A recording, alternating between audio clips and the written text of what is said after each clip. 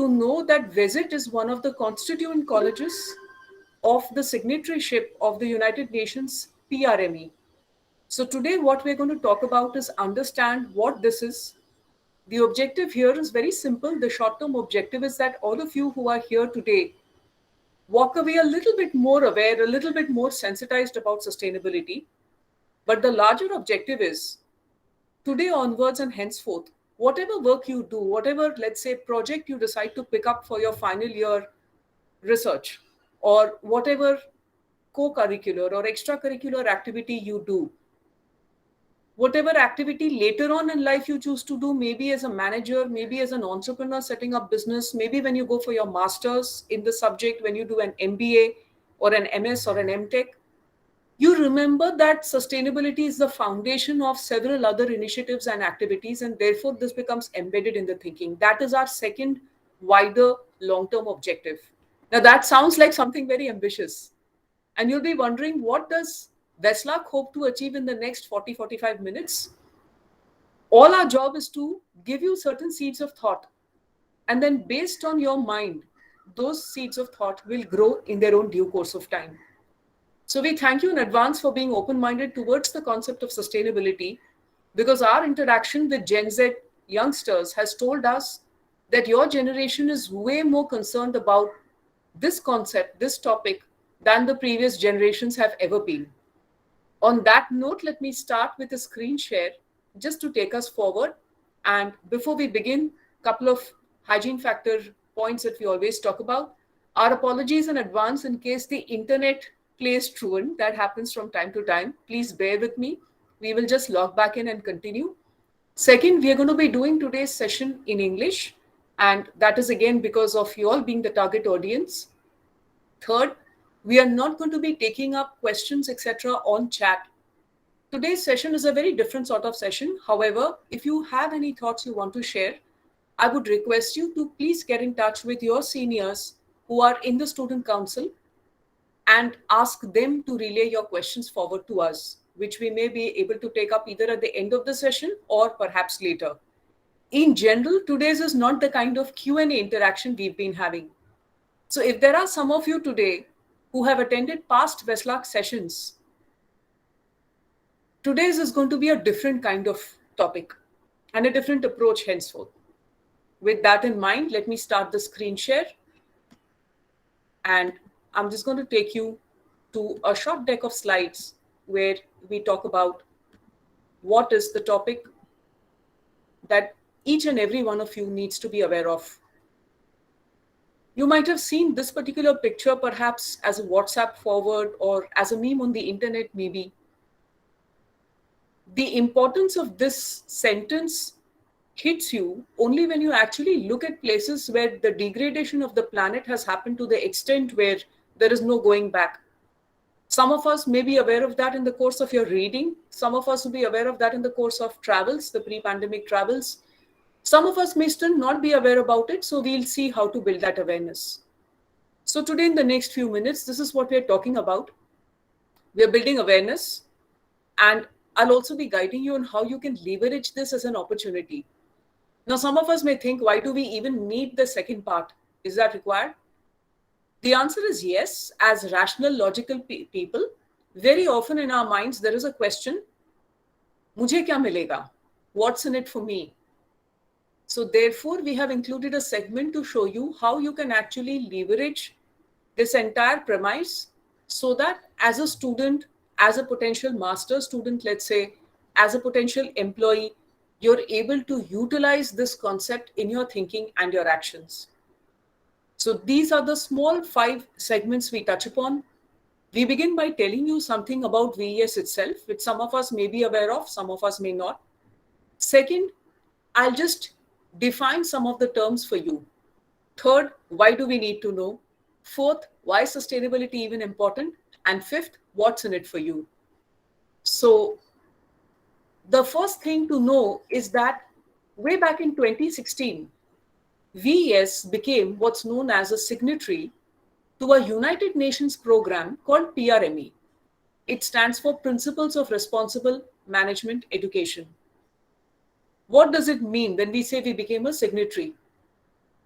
This is a global program where you have several thousand universities and families of educational institutes like us who are all saying that we promise to train our students in the area of sustainability. That is what it means to be a signatory.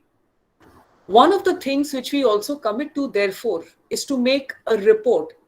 Technically, that's supposed to be once in 2 years, but in VES, Veslac has taken it upon itself to do an annual report for just better governance.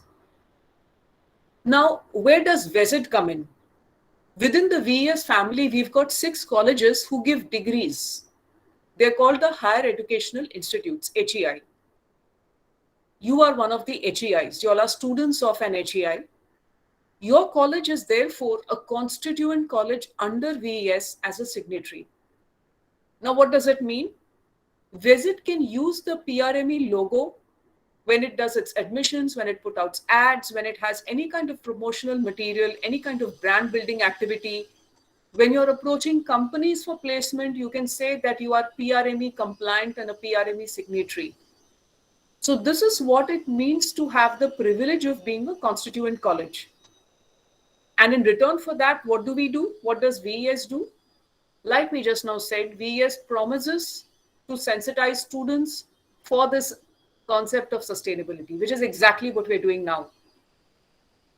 Then we come to the second part. How do you define these words and what do they actually mean?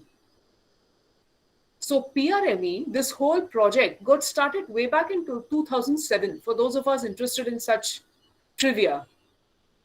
The thinking was United Nations has got something called the UNGC, the Global Compact. They realized that it's not enough for business leaders to talk about global warming and the climate crisis and pollution, etc. You need to bring that awareness into students who are of a young age so that you have lesser people making mistakes rather than having people not learn, make mistakes, and then rectify. So with that thinking, students became the defined target as agents of change. I don't know whether you have this thought in your minds. If I were in your shoes, right now I would be smirking and I would be feeling a little cynical perhaps and thinking, okay, my seniors have gone and messed up the planet and now they're turning towards educating me as to what I should be doing. Well, yes and no. The answer is actually not so simple. It's a little more nuanced than that. Here we say that yes, a lot of damage has happened, but irrespective of who has created the damage, which countries have been more responsible for global pollution, it is undeniable that students are the way ahead because they're the future citizens of the world. So rather than having them encounter these issues, these life challenges, once they hit their mid-20s and they're in the workforce, why not train them from the time they're younger so that they know what to expect? And rather than thinking in an idealistic way, they also learn to find out practical solutions. So for this, there were 6 principles which were identified that we need to help our students understand what is the purpose of the work we do, what are the values being talked about, are we picking up a sustainability linked method for it, do we do research on this topic, do we partner with other collaborators, for example, guest speakers, companies who have the best of sustainability practices, and do we initiate a dialogue? Are we writing, let's say, articles about it, blog posts about it, do we tweet about this? WhatsApp, Instagram, everywhere, this can actually become something that's bigger. And I'm not talking of hashtag woke sort of activities. We are not talking of that. We're talking of things that are truly meaningful, not something that's just a tick mark and you do in order to generate a very superficial set of views for it. A very important thing that needs to be clarified at this point, although I've used examples and phrases such as climate crisis and global warming, the word sustainability is much wider than that. It covers not only the physical environment of the planet, it also looks at things such as our civic systems, meaning how people live it, social systems and setups, the economic system, and so on. So therefore, PRME's role is this: to help students understand that there are 17 ways in which you can unpack the word sustainability. So these are called the SDGs, Sustainable Development Goals. Students, all those of you here who do extracurricular activities, co-curricular activities, you'll initiate certain things with your peers. You need to know this word very, very well and understand the 17 SDGs. You don't have to remember them by heart, of course. But look at this picture right now and pick up which would be your favorite, perhaps, or the 2, 3 SDGs you want to work on. So you can just run quickly through them. 1 and 2 are what we call as the meta goals, meaning the biggest goals, the ultimate goals that anybody has. First is no poverty, second is no zero hunger. And it's very obvious why these should be 1 and 2. Third, you have a linked goal, which is that of good health. Veslak, in fact, we focus a lot on SDG 3. And you would be aware, many of you may have attended past Veslak sessions which are on mental emotional health. So we link that to our SDG 3 related work.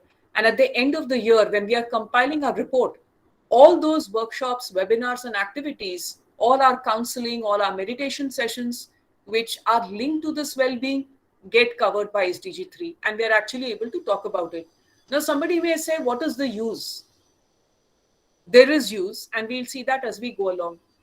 The fourth is about quality education. So, for example, let's say you have an activity where you're encouraging people to donate money to support fees, or let's say those who are able to give from the student side, you all are giving notebooks, stationery. Before the pandemic, you all would have gone, many of you would have gone to various, let's say, orphanages, shelters, etc., homes where you have underprivileged people. You would have donated things so that children can study. So that is under SDG 4, quality education. Then you have SDG 5. Again, a very fabulous, very, very important one, which is on gender equality. Again, a lot of Veslak's work is related to gender sensitization. Please note the word equality doesn't imply that this is tilted towards women in general. Although we do find as per data that there are several countries around the world, including the developed ones, where there is gender disparity, this calls for equality between all the genders in all ways, which means not just in terms of, say, economic opportunities, job opportunities, career pay scales, etc., but also in terms of health and nutrition get linked. For example, maternal mortality. How many women per 1,000 of the population die while giving birth to children? That also comes under SDG 5. Then you have these which are planet oriented. So clean water and sanitation, affordable and clean energy. Many of us who are tracking the Indian business space will know that SDG 7 is becoming huge in India. All those of you who are getting armed with your degrees in about a year's time, the clean energy sector it's not even boomed, but it is going to boom like never before. You know which companies I'm talking about, so I'll not even get into it. I'll just give you a little hint. One of India's largest conglomerate business houses registered 5 new companies only in the domain of hydrogen in the month of July 2021. Do your homework and find out who I'm talking about, and you'll know. Number 8 has to do with our way in which we work. So, for example, having the right practices in terms of values, making sure you don't use people as bonded labor, etc. So, decent work and economic growth, having opportunities for growth. 9 is about innovation, industry, infrastructure. Now, this is a very broad SDG. Let's say some of you are in charge of calling in guest speakers from the industry who tell you about the best practices they follow. That comes under SDG 9. 10 is about reducing inequalities. Now, those of you who are very agile thinking will know you can link this to number 4, you can link this to 5, you can link this to 3. For example, someone who's not well, getting their medicines will come under 3. Also, it comes under 10. Similarly, when you're addressing, let's say, donations, you're collecting food grains, or during the pandemic, so many people have been distributing masks. That also comes under reduced inequalities. Number 11 is a brilliant SDG for urban dwellers like us, because this talks about sustainable and smart cities and communities. So all those of you who are going to be majoring with, let's say, computer science, IT, if you're studying anything that is related to, say, artificial intelligence, and you're looking at how to create apps, how to do coding, how to find ways in which systems get better driven, that comes under SDG 11. Number 12 has got to do with us in two capacities. As individuals, how do we become more responsible while buying things? The next time you have a sale on Amazon because it is an Indian festival or a holiday, and you're tempted to buy a new t-shirt or a pair of jeans, and you hold yourself back because suddenly you realize that a simple cotton t-shirt has a water footprint of around 250 liters just for the raw material, not to speak of the processing that goes in. And you tell yourself, no, I don't really need it. You're actually implementing SDG 12. These again have to do with physical environment. So 13 is climate action. You do any, let's say, essay competition, poster competition, some sort of an activity where you're getting people to talk about the climate, that's SDG 13. 14 is specific to life below water. 15 is for the land. 16 is again a meta SDG. Peace, justice, and strong institutions. So for example, let's say you take a rally and you get people along the way to get awareness by holding up placards. It will be linked to SDG 16 along with any of the other SDGs. So let's say your rally was about better traffic conditions. So that would be SDG 11, which is about cities, and also SDG 16. 17 is something that's about partnership. To my mind, this is a little different from all of these, but what this talks about is be collaborative. Don't be what we call a frog in the well. You may belong to an institution that follows fabulous practices, but there are still good things to learn from the best practices of other people around the world. So 17 calls for that. It calls for research, it calls for talking, it calls for dialogue, it calls for thinking across sectors and industries and domains. Since I have already taken you through these, I'll just take us ahead. At this point, if you're slightly confused, welcome to the concept of SDGs. If you're very clear, that's fantastic. There are two possibilities. A, everything has gone into your minds beautifully, or B, right now you're still in a different zone. Either which way, that's all right. All you need to know is that sustainable development, when we say, it is an approach we take when we want to make sure that our present day needs are being met without compromising on the future. For example, your generation, when it reaches the age of 60 to 70 years, chances are very high will be living through what is known as the water wars. God forbid, that might happen even earlier. So the thing is, how do we utilize resources without exploiting? And when I say resources, again, the emphasis is not only physical resources. We're not only talking of forests and rivers and minerals. We're talking of people, for example. We're talking of everything that's around us. Existing systems, existing structures, existing institutions. All of these are resources. So how do we use them without exploiting them, so that when we are older and when the next generations are to inherit the planet, they're able to inherit a planet that is workable, not a planet that dies out on itself because the previous generations didn't think or were foolish in their actions.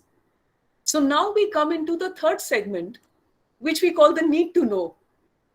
Because at this point, some students may be having this in their minds, that why do I need to know about all of this? So let me scare you a little bit. Firstly, the perspectives with which you need to know are these four. The first is as a student of VES, because it helps your brand building. Then because the council members here want to do their work in a more meaningful way. Let's be honest, all of us at the end of the day, we search for meaning in our lives. Meaning and purpose defines everything. You might have heard a quotation of Nietzsche, which was later on picked up by somebody called Viktor Frankl, that man can bear any kind of how, provided there is a why. If you know why you're doing something, you can put up with the toughest of how situations, the toughest of circumstances. So therefore, your ability to do something which is meaningful makes a big difference to your motivation, your own wellness, your own happiness. Now, some of us may say, ma'am, we are not that idealistic. We do our activities because we want the degree and we want our resumes to look good when we are going for placements or our masters. So we volunteer with different groups. We are part of the SOT committee. We do so many things. Fine, accept it, no problem. There's no issue at all if you're being transactional. But if you can give yourself a reason to feel good about yourselves, you would be smart to take up that reason. That is what sustainability based thinking does for us by helping us link this concept to the work which we anyway do. It gives us a greater sense of meaning and purpose, and that helps the quality and the level of our work. Points 3 and 4 are very obvious. When you go for your placement, or later on, let's say you become an entrepreneur and you're trying to build your personal brand, or you're trying to create the next Indian unicorn, this aspect of what you do is a non negotiable. There is no way you will not encounter the concept. So, the earlier you learn and learn how to integrate it, the better it is for you. And the last part is, even as an individual and a citizen of the planet, we all have a duty for doing what is crucial. So doing the crucial is what really matters. So therefore, there is no option but to move from indifference to involvement. We may take a while to accept this fact, but sooner or later, we will see that there is no choice in this matter. If we don't get involved at some point, we're actually betraying ourselves because we're all in it together. As they say that when an aircraft crashes, God forbid, it doesn't matter if you were in the business class or in the economy section. The whole thing comes down together. Similarly, it doesn't matter if you belong to a rich country or a not so rich country, a developed country or developing country. If the whole planet is facing a common set of troubles, everybody needs to get involved. And those of us right now who are here in our group, those of you who are listening, we are an entitled bunch. The very fact that we have the time to be able to sit and do this and we're not struggling to get the next meal or food on the table means that it is the onus is on us to get involved. So these are some of the things that we've already talked about. I'll just show you the slide. In the short term, you have the satisfaction and you do better with your placements or with your master study application. Maybe when you're creating your SOPs and you're getting your professors to write your letters of reference, your LORs, etc. In the medium term, you find that this is necessary in terms of best practices. Most important in the long term, you become a change agent who makes a difference for the better to the planet. So it's a saner society, a saner world that you actually help create. At this point, a question can come in mind that all this talk about sustainability, is it really something so important? Or is it just hype? Are we exaggerating the whole thing? Now, there are people who believe that it's the latter. It's a lot about hype. You know very well that there was a certain leader of a certain country who went on record to say that all this data about global warming is just hogwash. It's nonsense. There is no such thing. And that person then proceeded to give permits, licenses, and clearances to a lot of projects and initiatives which cut across some of the ecologically sensitive areas, which went into fossil fuels, dirty fuels, so on and so forth. So there are people who think that way. So for them, let's scare you a little bit by just telling you some of the facts here. I'm just going to show you 3 slides with a little bit of data to help all of us understand that this topic is something that's like the neighbor's house being on fire. We think it is the neighbor's house, but actually my house, which is right next door, has already started feeling the heat. I may or may not be perceiving it. So if you were to look at some of these, I'll not read them out to you, you can read them yourself. Any one of them will also scare you enough. And that's the kind of expression you're going to end up with. All those of us who are in Mumbai, if you live in your own house, your own little flat, please be aware that after 20 years, that is not going to be tenable. And that sounds like such a strange statement to make in one of the cities in India which has the costliest real estate. Well, that is what scientists are already warning us about. There are many other points here on the slide which, like I said, are truly, truly scary. Personally, I find 1 and 2 extremely scary. One, because this has an impact on everything. And two, because we take our oceans for granted. We take water for granted, whereas three-fourths of the earth, which is underwater, if that is under threat and that becomes vulnerable, in effect, we are making our entire lives extremely vulnerable. I'll just take a few moments for you to read the slide completely. Many of us would have been reading and tracking this thing in various international websites, publications, that intense climate and intense climate crisis are going to increase all over the world. We're already seeing that in the last few years. So, for example, summers are getting hotter, winters are getting colder. If there is a storm or a hurricane or a typhoon, the intensity is more. Europe has been having heat waves like never before, where they're going beyond 40 degrees Celsius, and there are people actually dying. Now, that was something unheard of until even 20 years ago or 10 years ago. So the rate at which the change is happening is so accelerated that some of us are still wondering, huh, with our jaws open. We have not even been able to grasp that already the fire is burning. Let me show you something that I picked up from McKinsey. A report that I read talks about how you have CO2 emissions, the usage of water, and the usage of land, and it compares using these graphs. And it says, if you look at these different tables which are there, the data that is there as per the colors, you'll soon see how the CO2 emission has gone up so much, especially in the emerging markets, that today this is going to have the biggest impact on climate change. This part has not shifted so much. This is also relatively lesser.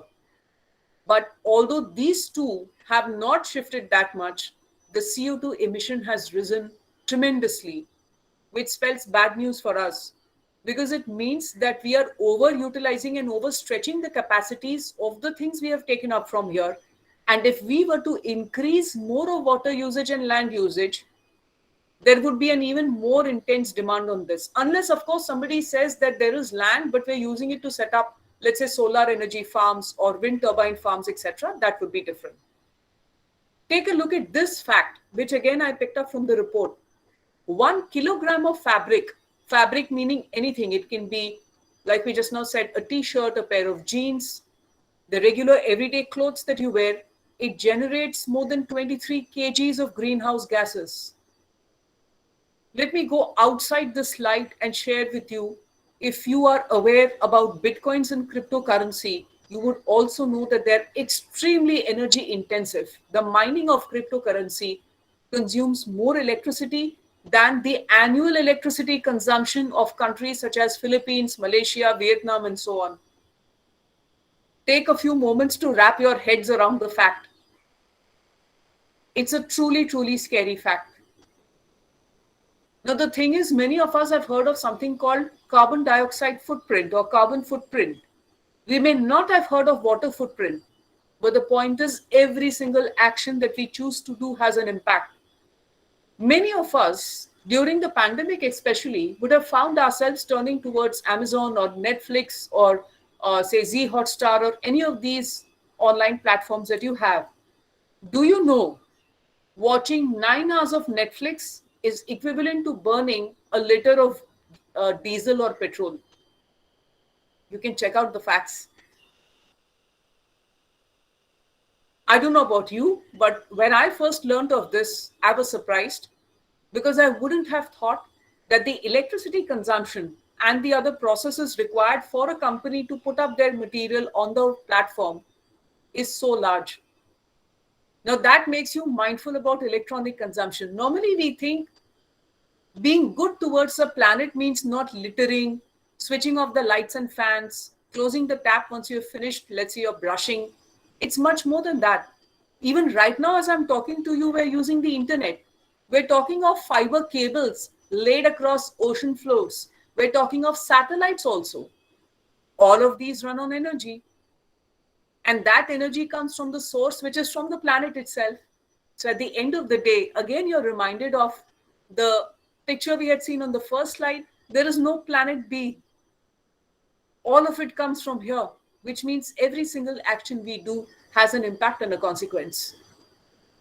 So therefore, whenever we are going for a certain decision, along with the ego part, which we would like to nurture, we also have to think of eco. This is not just a tagline, it's not just a hashtag. For many of us, it is a way of life. And thankfully, in India, many of us have grown up with a culture where things are not discarded very easily. I'll not ask you to type yes in the chat box, but just answer a simple question in your minds. How many of you have grown up in homes where you're told not to throw the food that's on your plate, number one? And number two, if something got a little damaged or worn out, it was recycled into something else.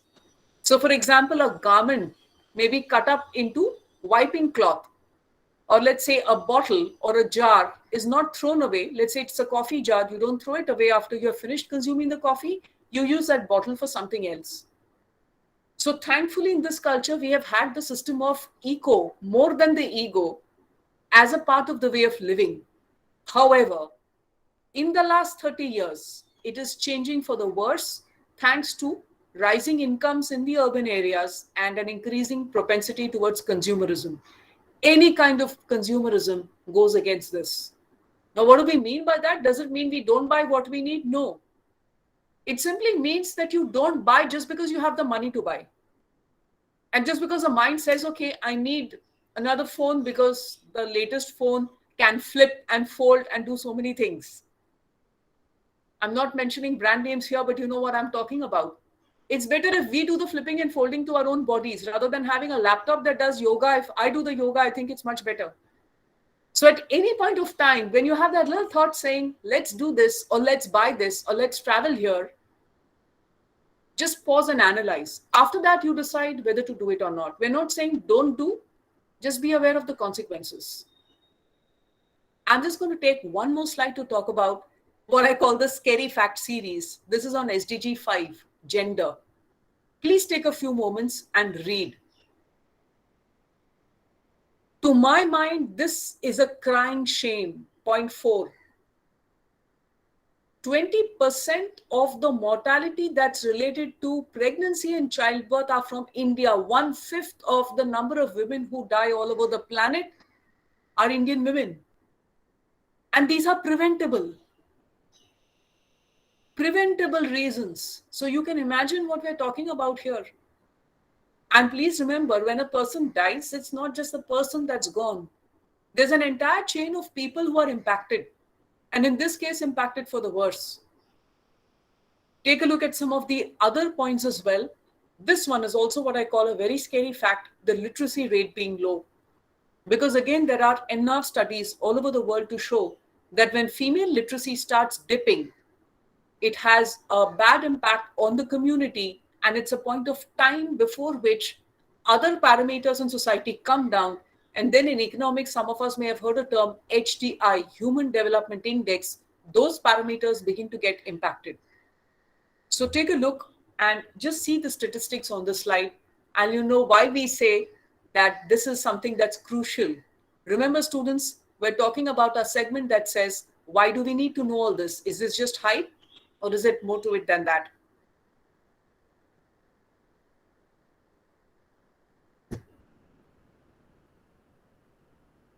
I'll take us ahead from here. We come to the final segment, what we call in Westluck, Karna Kya Hai? What do we do? Utilize the opportunity, get smart, become aware.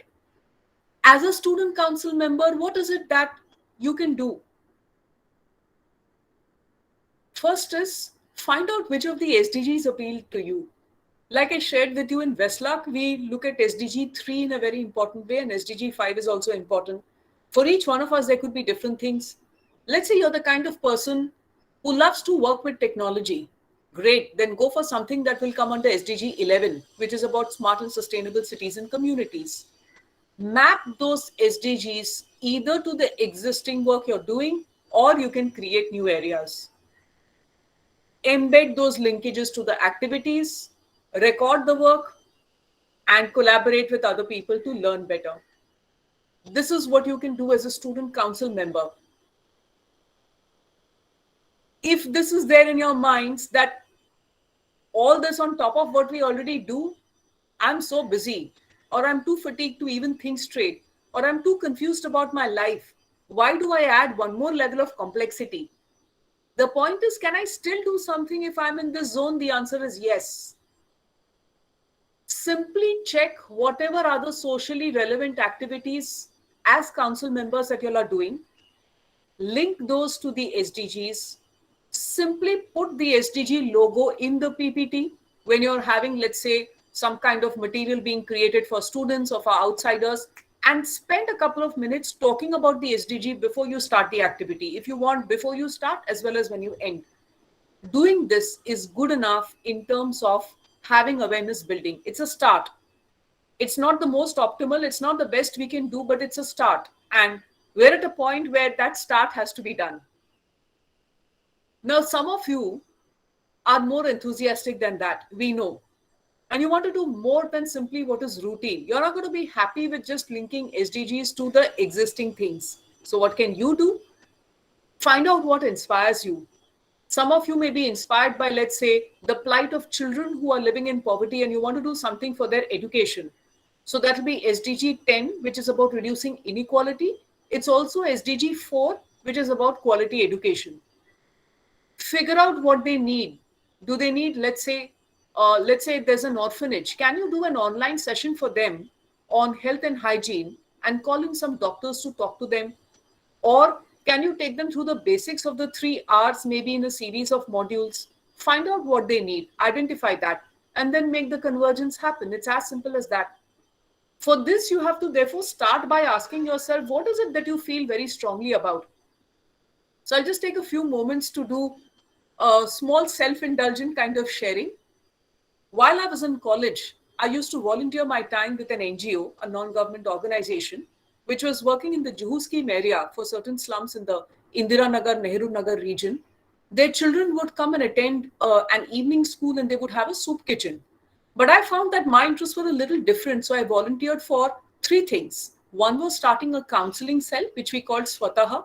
The second is going to the Mankhurd Children's Orphanage and working with the children there, giving time, listening to them, playing with them, being what's called the Didi. You have the Didi and Bhaiya approach in many of these places because those children are starved of human company and they love it. And you can be a good role model for them. The third thing that I did, I was very passionate about writing. So I took on the role of assistant editor of a monthly magazine that VYF used to bring out. Somebody else, one of my seniors, was the editor and I became the assistant editor. So you find out what are your skill sets and then work towards it. I can assure you that even after decades, not only years, you're not just going to remember those activities with fondness. You're going to feel happy and privileged that you had the chance to make a difference in someone else's life. Right now, these words sound very grand as I speak to you. Just take it from someone who has walked on this path that these are actually true and it makes a difference. So I'm just going to conclude by showing you some photographs. These are different examples in which people have taken forward, students have taken forward various SDG initiatives.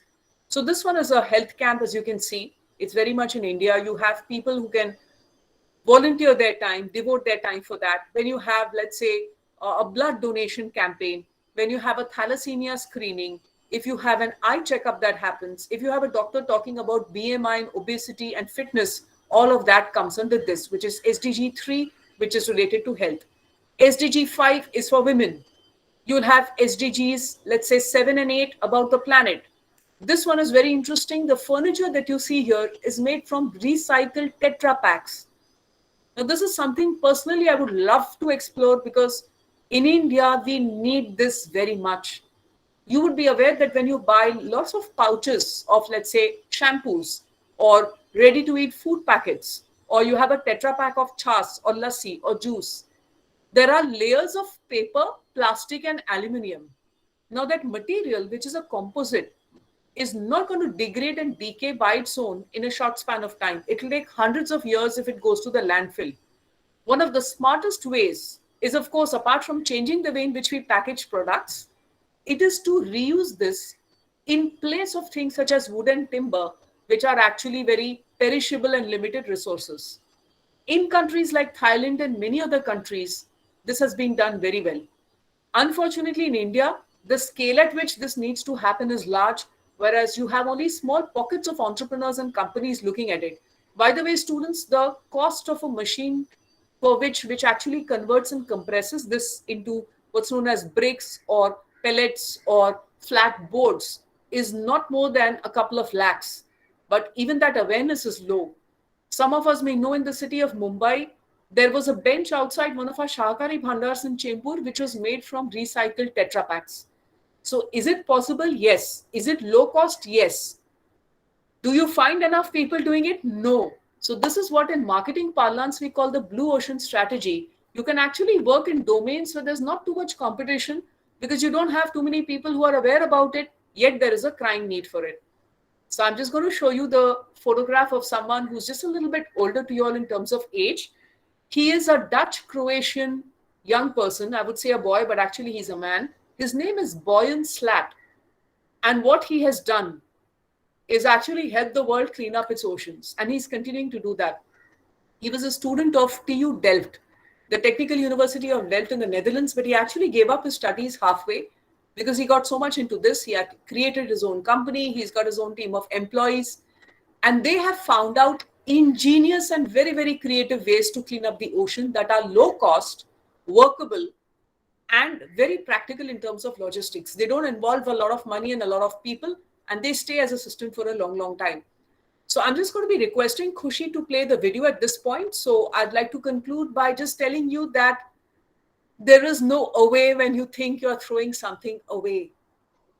There is no away. On this note, I thank you for your time, your patience, and for being here today. So on this point, I'm just going to stop the screen share. And sorry, just give me a moment. I would request if Khushi could please take over and show us a small video of Boyan Slatt.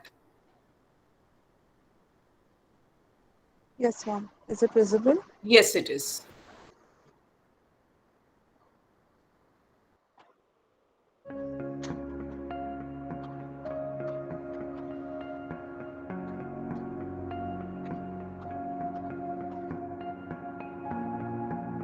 I've always sort of been an inventor and a maker. So the first thing that I built was when I was 2 years old.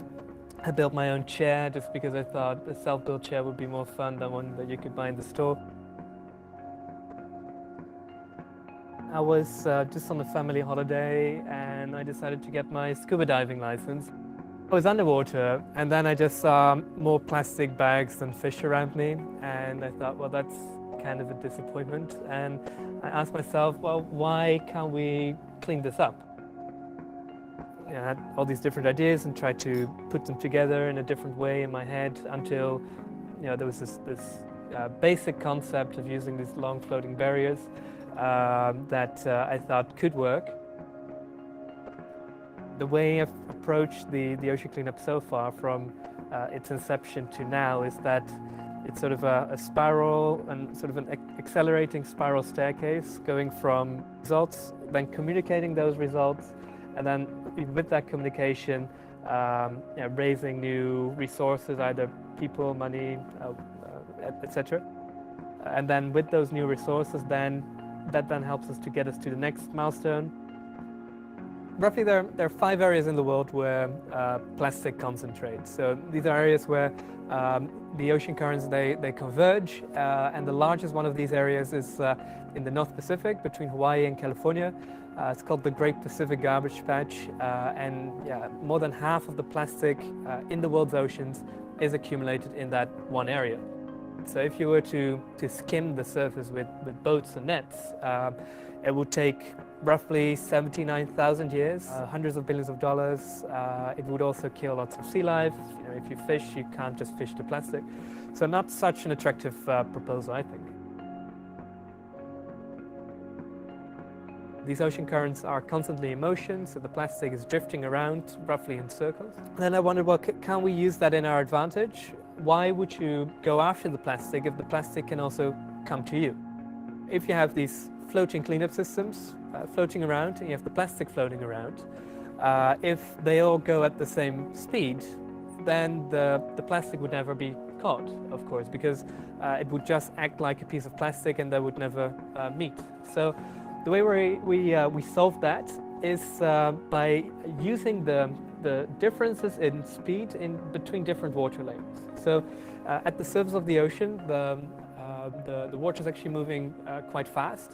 But then if you go only a few hundred meters deeper, you already get to just a fraction of the speed of the water. And what we do is we, in this deeper water layer, we suspend sort of a very large anchor. It's about 100 meters in size, which creates enough drag on the system so that the system effectively moves slower than the plastic, so that way the plastic is able to accumulate against this floating barrier.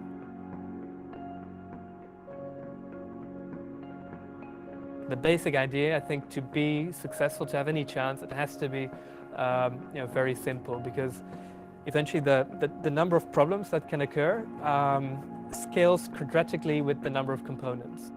So by keeping the design extremely simple, I think, yeah, it actually has a fair chance of surviving at the ocean for 20 years. Indeed, we have a team that's pretty small, so we're currently with about 75 people on staff. About 10 of them are focused on the recycling part. And the idea is that we can recycle the plastic back into high value material, and then we partner with B2C companies and sell that plastic to them. So once those cleanup systems are out there, then the idea is that they can actually fund themselves by taking the plastic out, recycling that, and selling this at a premium. Now we've been able to calculate that with a fleet of 60 of these cleanup systems deployed for 5 years, we can clean up 50% of this Great Pacific Garbage Patch.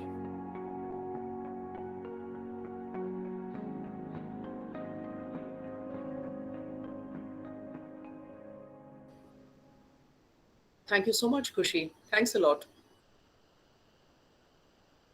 For those of us who were intrigued by this, if you found the idea good, then you can start by thinking a little bit more about sustainability. For those of us who said, no, this is not for us, we don't have that thinking, we just want to have our regular lives, that's fine too.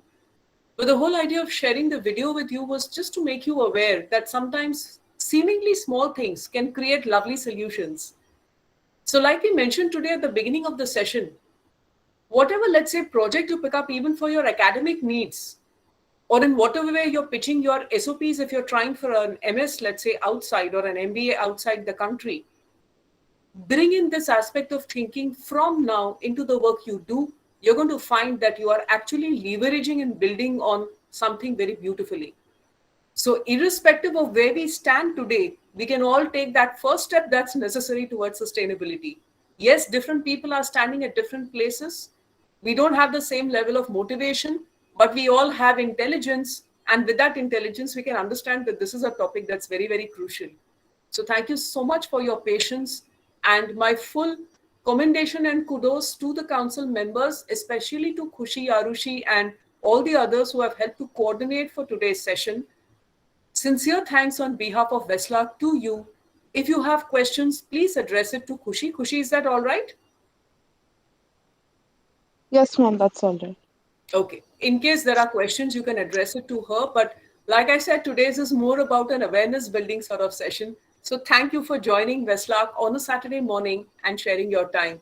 Khushi, lovely to see you on camera. Could we please come on camera, some of us, so that we can take a quick screenshot? It's so much nicer when you can see the faces, and visit students are very, very dear for Westlark. I keep telling all the other institutes and our trustees as well. In fact, just 2 days back, I shared some of the suggestions given by visit students in the feedback forms and told the heads and trustees that, look, this is the level, the maturity of the students we are nurturing. Let's all just do a good job. Let's give them more than just what the textbook needs. So wonderful to see many of you. Anushka, could I please request you to take a quick screenshot? Yes, ma'am. Let us know, Anushka, once you are done. Oh, ma'am is here. Ma'am Good is also. Yes. Good morning, ma'am. Good morning, good morning. I could not join in the beginning. I was having some other thing, but later I could join. Okay. I think the awareness is created. I am seeing a lot of staff members also good. We never have been putting the logo of the events. We do conduct events, but we never have been putting the logo. So that's what I was, I wanted to know what we should do so that it can be done. Now, Yes. student council also can follow this practice. Absolutely, absolutely, ma'am. Because all the co-curriculars and visit, ma'am, you're, as you know, you all are very strong. I'm saying this because in Westlark we collate the inputs of PRME from all the colleges. Your college students, you all should take a lot of pride. You have fabulous range and spectrum of activities which happen, and even in the online world that has been continuing. So full credit to the college and the ethos, and full credit to you all for your creativity. All you need to do is help others learn. Yes, Just the way today we have talked about this, help others learn, understand the sustainable development goals. Whatever work you're doing, you're calling in a guest speaker, you're getting students to take part in a competition, you have some sort of a hackathon, you have some sort of a festival, please link it to the right SDGs, and there'll be sometimes more than one SDG that you can link it to. Put in the logo, spend 2 minutes talking about it, and then start your session. That's all that you need to do. That way people start understanding about yes, it. And yeah, yes, spread. That's what and I. ma'am, whenever time permits, you can always tell the students, remind the students again to have a little more longer way of which they can create awareness. Today, Westlark has done it for y'all. This is what we call train the trainers. You all are council members, so you all will take it forward now with your peers. You don't need us to do it. We are happy to do it, of course. But now you know, you have built awareness. You gather your own data and you present it the way you think it should be presented to appeal to your peers. That way, you're a catalyst of change. Yes. And you don't have to wait until you're 35, 45, whatever years of age. I just showed you the video of Boyan Slatt. He was a 16-year-old, I think, when he started his work. And he's been written about in Reader's Digest and all. Check him out on YouTube. There are lots of videos, including a TED Talk. It's fascinating to see simple solutions, but very effective. And we know, I'm telling you, as Westlark, we know a lot of the reports we get about the PRME, about the apps which you'll develop, those have SDG linkages. You must harness that. You must talk about it. You must tell your peers about it. When you present, you must mention the sustainability aspect of it. That is how we all learn and grow. Yes, yes. So, our sincere thanks again, and thank you, ma'am, for reaching out and telling us today was a good date for it. When Anushka said that, we are coordinating for this, we were all saying yay, because this is a topic that's again very close to Westlark's heart. It's very much required, and we're so happy that we could do this today with the visit students. Probably this is the second activity, Hannah Kushi. First clothes collection drive. They have Yes, ma'am. Yes, ma'am. second activity of Youth Student Council. Okay, Ma'am, okay, actually, Pia ma'am, today SOT Council has a sustainability awareness event in the evening. Ma'am, if possible, to attend it. okay. At what time is it, Khushi? It's ma'am it's from 5 to 7. I'll send the link to Anushka, ma'am. Okay, I'll probably join in for a short while because I have another meeting after that from around 5:45 or so, but I'll try and log in for a few moments. Thank you so much for letting me join in for that. That's a very good thing. And even Yes, the ma'am. clothes donation, what ma'am just now mentioned, have you all finished the distribution of the clothes?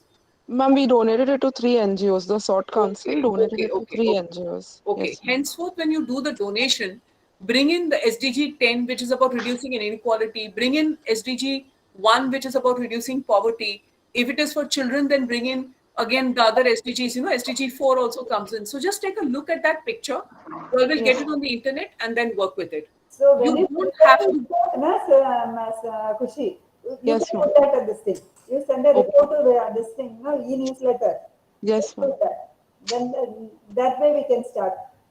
Right.